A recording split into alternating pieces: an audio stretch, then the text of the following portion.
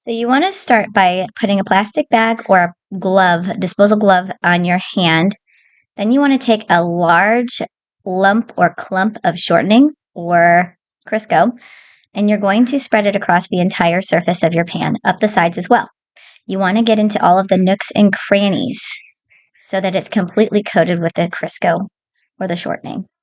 This prevents the cake from sticking to the pan. This is super important with a character cake pan because there's so many little nooks and crannies. So you're going to notice that I fixed some of the little holes that I can see that aren't covered by the shortening with what's left on my plastic bag. So go through and check to make sure everything is completely covered. It's going to be super obvious when you are putting the flour in the pan next what has not been covered, and it's actually really hard to go back and cover it with the shortening once you have the flour on your pan. So when you add a scoop of flour to the pan, you want to go around and tap the sides of the pan to make sure you completely coat the sides and the bottom of the pan. At the end, I want you to turn it over and tap it upside down to just get that little bit of excess flour that remains on the bottom of the pan that's not necessary to be in the pan anymore. Make your pan or cake. You are going to choose the 9 by 13 pan on the cake mix, and you're going to cook it for the shortest amount of time. When a toothpick comes out mostly clean, maybe just a few crumbs on it, not wet, it is ready to take out of the oven.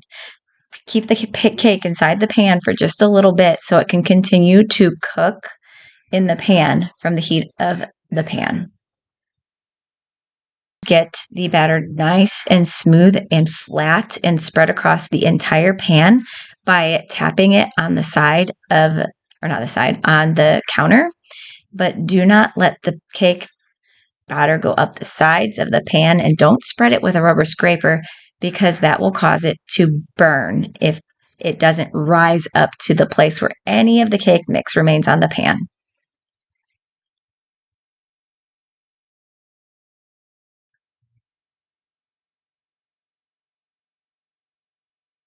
Use a bread knife to cut the cake nice and level, using the edge of the pan to guide the knife by so that it's nice and flat against both rims of the pan.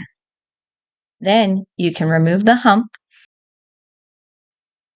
Place your cake board on the pan that is upside down and flip it right side over, and carefully remove the pan from the cake.